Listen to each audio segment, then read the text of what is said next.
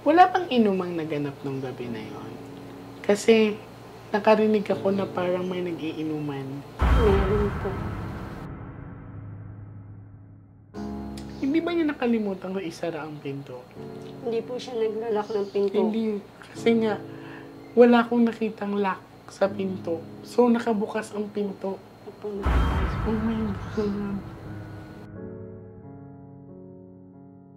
Ang pinakita sa akin kanina is that may perang involved, pero alam nyo, kinuha na lang yun para may divert yung na pagnanakaw, pero hindi talaga.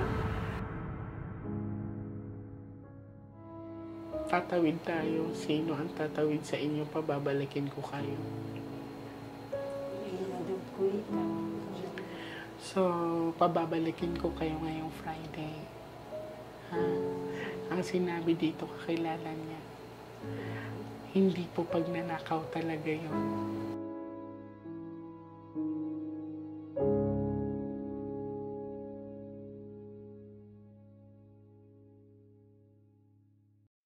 Hello sa mga Nostronatics worldwide. Ayan. So, gusto ko magpasalamat sa mga taga Cebu, mga taga Cebuano dyan. Sobrang ganda talaga ng Cebu as in.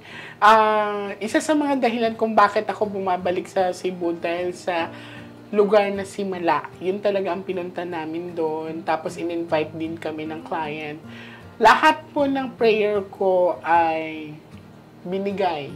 As in talaga. So, twice ko na sa Simala na pumunta. Nung unang pagpunta ka doon, may hiniling ako sa kanya. In 2 weeks lang, binigay niya sa akin. And then, pagbalik ko naman, nung pagbalik ko, isang hiningan lang. A matter of hours lang talaga. As in, naka-witness talaga yung mga kasama ko, binigay niya sa akin agad. So, maraming salamat. Mama Mary, thank you so much talaga.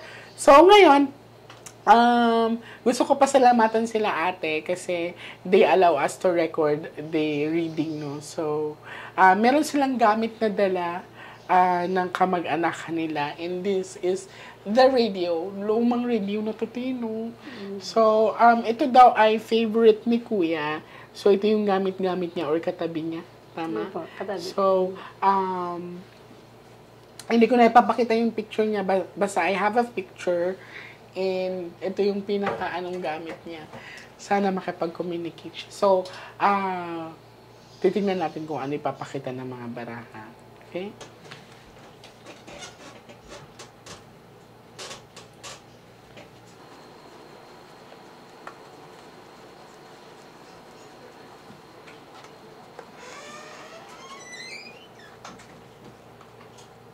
Alam niyo na ba yung 4 na alas? Ibig sabihin, okay, sige. Di daw alam ni ate.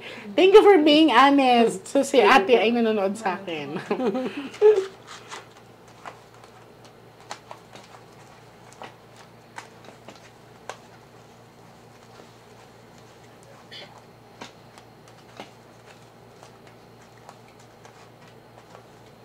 Huwag muna kayong magkwento, ha? Mas magandang wala akong alam. So, ito po yung 4 na alas natin, ate. Ito po ay bad luck card. Yan. Bad luck card. Ito po ay happiness and love, life, relationship at peace, kakilala, travel and distance or paglalakbay.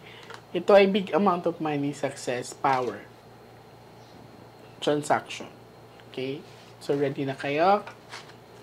Ready ka na, ate? Opo. So, pumayag sila ate na i-record, nakiusap lang sila na wag lang daw ipakita yung mukha nila. So, I do respect that.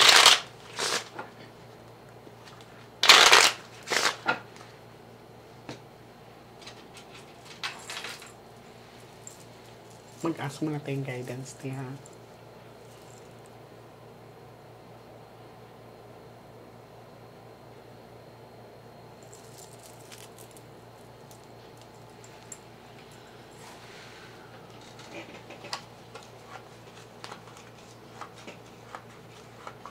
Now, I want you to focus.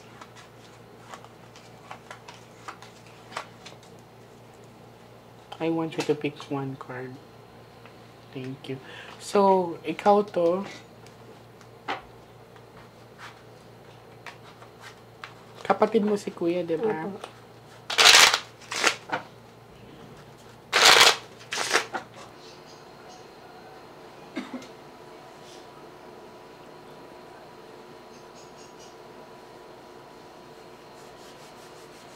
Basta wag mo na kayo magkwento, mas magandang wala akong alam. Tayo muna natin siya. Ang palayo po niya. Kuya, magparamdam ka sa akin.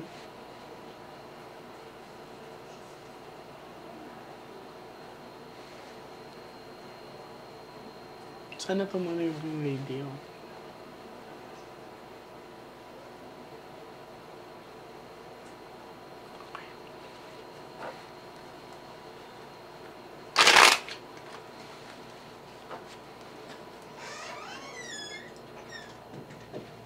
Cut the cards into 3.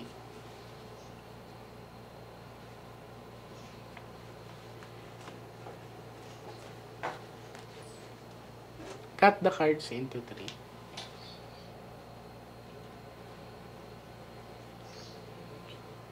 Sorry ha, napuputol. Now ate, kumuha ka ngayon ng 7 cards of total, lagay mo dito.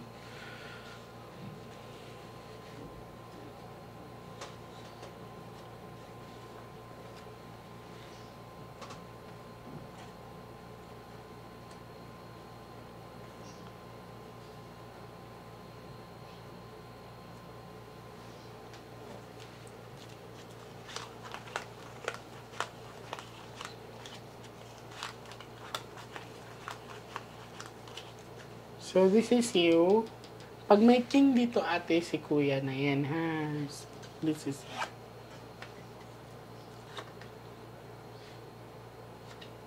itim agad. Money.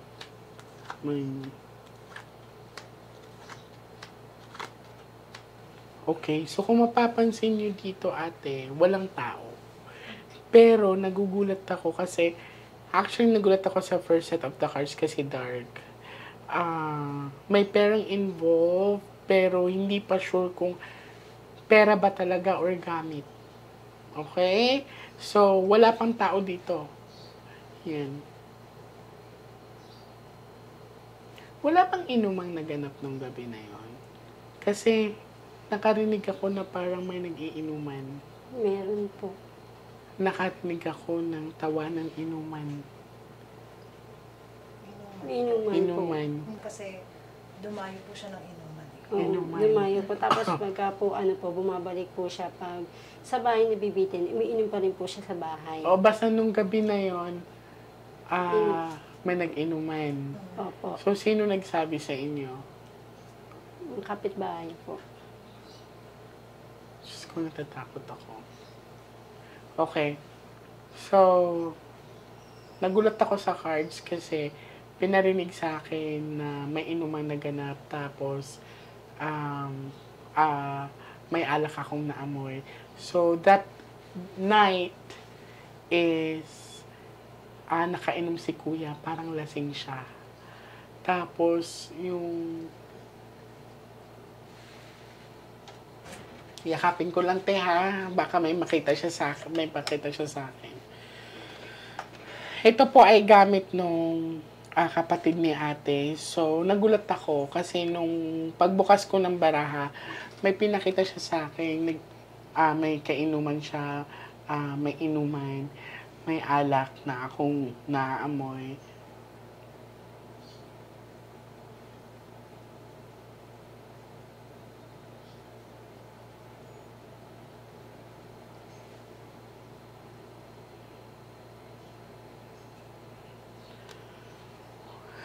Pero nanginginig ako, wait lang. Tumatay yung mga balahibo ko.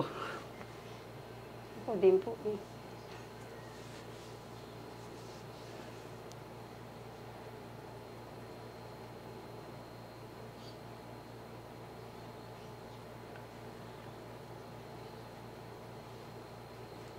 Nasaan ka, kuya?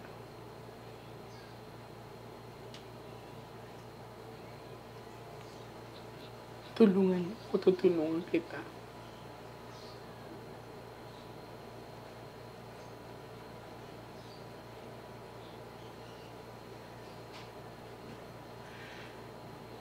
Ipakita mo sa akin. Pakinggan.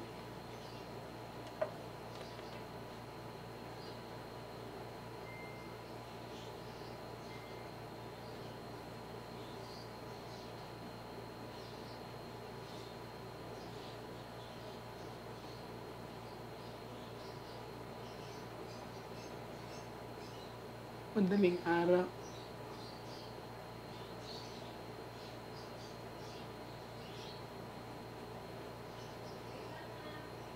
May pumasok sa bahay niya, ate. Tulog-tulog siya.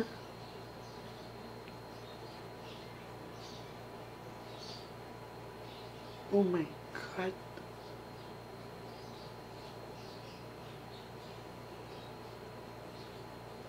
Ang dami niyang sugat sa katawan, ate. Punong-puno.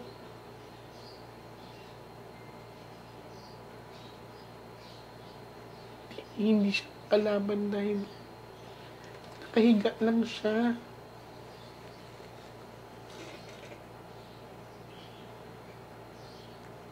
May pumasok sa bahay. Bakit ang daming sugat na nakita ko?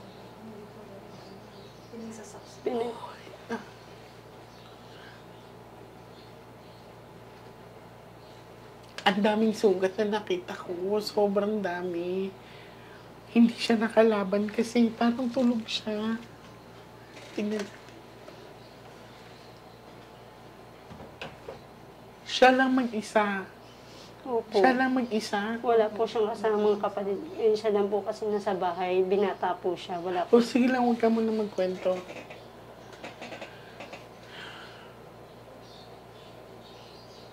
Tingnan natin.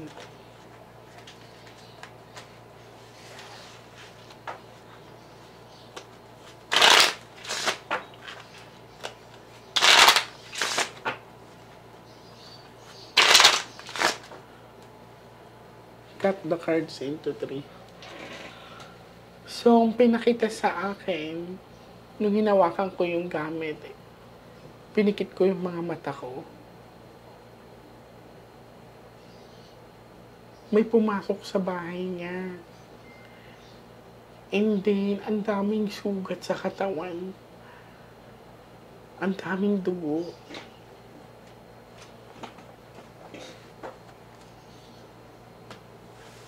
Kuha ka ng 9 cards of total. Pinagsasaksak siya. Ilan saksak ang naano sa kanya? 25 po. Oh my God.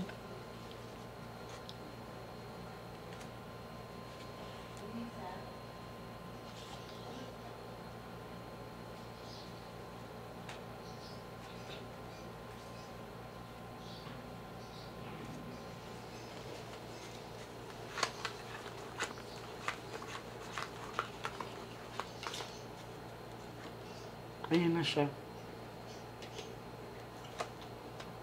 Naku, kakilala niya ate.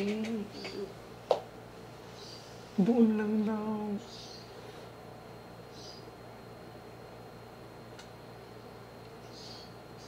Hindi ba niya nakalimutan na isara ang pinto? Hindi po siya naglalak ng pinto. Hindi. Kasi nga, wala akong nakitang lock sa pinto. So, nakabukas ang pinto. Opo, nakabukas. Oh my God. Nakatulog ko siguro niya. So, ibig sabihin, isinama pa niya yata to sa bahay or sumama to sa bahay. Baka nag-inom pa nga to doon. Naku. Doon mismo sa bahay. So, ibig sabihin, isinama pa niya to doon. Walang nakakita na kapitbahay. Kakilala lang niya. Oh, puro heart.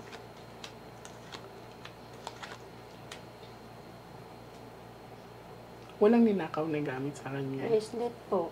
Yun lang. Saka po yung pera po O nawawala. kasi may perang involved kanina.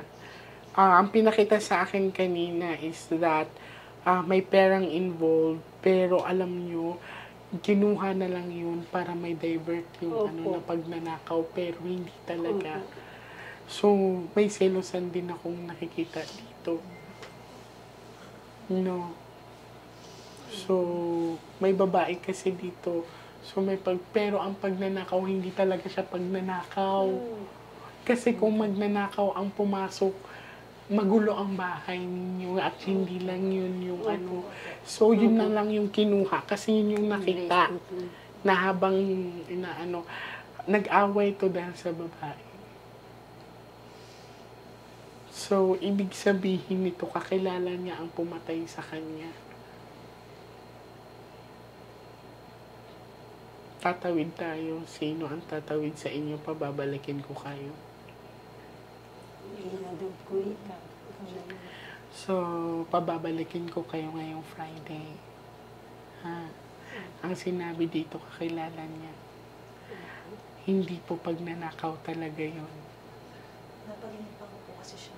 Anong sabi niya? Second day, after niya mamatay, napaginipan ka siya umiinom sa ibang bahay, tapos ang likod niya is ilog. After niya uminom, umuwi siya ng bahay, and then kasunod ng babae. Oh my God, ate. But then, tapos yung maya-maya po isunod yung lalaki. Oh my God. Sinundan po siya sa loob ng bahay, doon siya sinaksak.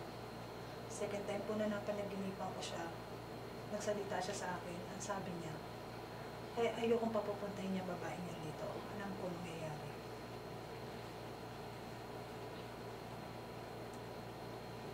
Pero, syempre, panaginip. It's a message. Ate, malinaw yun. Nag-match dito. Oh. Hindi ka naman nagkwento sa panaginip sa akin. Pero Hindi. nag-match. Tapos, Nakakakilabot to kasi. sinabi niya sa akin, yung pangalan. Ang sabi niya, ito ang pumatay sa akin. Pero, nung pagising ko, Hindi ko niya na naman maalala. Sige lang, titignan natin.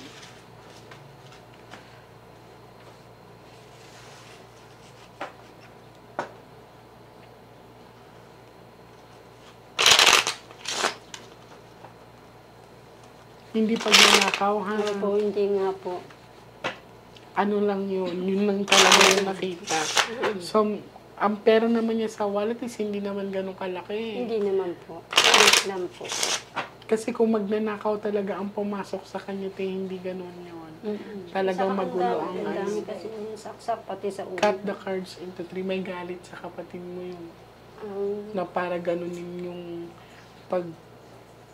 pagtadtad ng saksak sa kanya.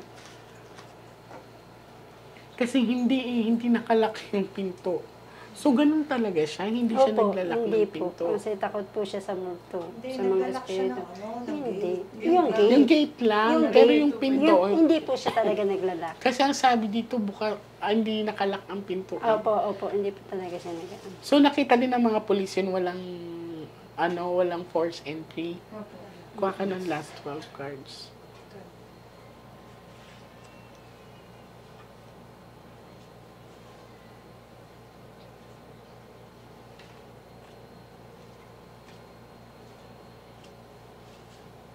May narinig akong pangalan, parang Bet Ambet, parang gano'n.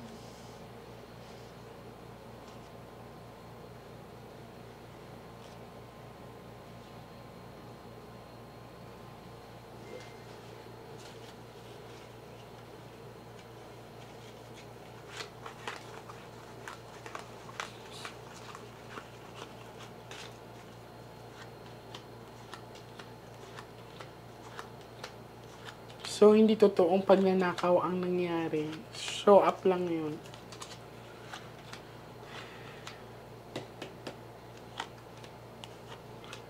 Gusto niya matahimik ko.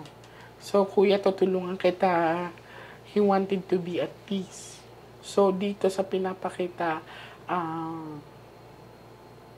may selos ang nagaganap sa babae. Tapos, eto, ang pinakita sa akin sa baraha ay walang force entry na pinakita. So, bukas ang pinto, hindi nakalak. Tapos, that time is pinakita sa akin, nakainom si kuya, amoy alak, may inuman akong nakita. Tapos, sinundan siya pag-uwi. Ang taas din ng chances na maaring magkasabay sila. So, maaring tinapos sa doon or in-invite mo, pinapasok talaga niya muna. Kasi ang dito, wala talagang forced entry. Tapos, wala akong nakikitang malaking halagang nawawala. Meron man, pero konti lang. Hindi talaga siya, pero yung sharp object na nakita ko, punong-puno siya ng mga sugat sa katawan. Yan. Tapos, wala siyang kalaban-laban kasi maaring nakatulog, nakainglip siya nung time na yun. Anong sabi sa inyo ng mga pulis? Wala nga po Wala po. pong suspect kasi malinis naman. yung Malinis suspect po. na Pero may mga bakat po na patungo po bakas sa lang, banyo. paapat. Saka yung sa pintuan may sa print. Kaya Naghugas. Opo. Patungo po sa banyo. Naghugas. Tatlong bakat po ng paa. Sige lang. Hindi pa tayo tapos, ha? Pababalikin ko kayo ngayong Friday for tawid. Okay? So, lakasan niyo yung loob niyo, ate. So, sinong admin niyo dito? Oo. Mag-message kayo kay Irene na pinapabalik ko kayo ngayong Friday para sa pagtawid. Tapos, mag-print kayo ng picture. Okay? Wala nang sinabi sa inyo na may inuman na ganap doon sa loob or walang basag na. Meron pong mga basyo po Kasi sa may loob. bote akong nakita. Saka meron pong mga pinagkainan sa lababo. May mga bakat pa po ng sigarilyo. Pero basa na po yung sigarilyo. Basa na po yung sigarilyo. Kaya hindi Nakainuman niya ako ulit sa bahay. So, titingnan natin. Kasi nag-match kasi. So, may inuman pa nangyari ulit sa bahay niya. Tapos yun nga, may nakita akong nag-iwasi. So, sige lang, tutulungan ko kayo, ha? Mag-ingat kayo palagi. Okay? Maraming salamat. Dalhin niyo pa rin yung, yung gamit niya. Tsaka ito dalhin niyo. Ate, ha? Ikaw ang tatawid, ha? Okay? Be strong, ha? Maraming salamat po. Thank you po.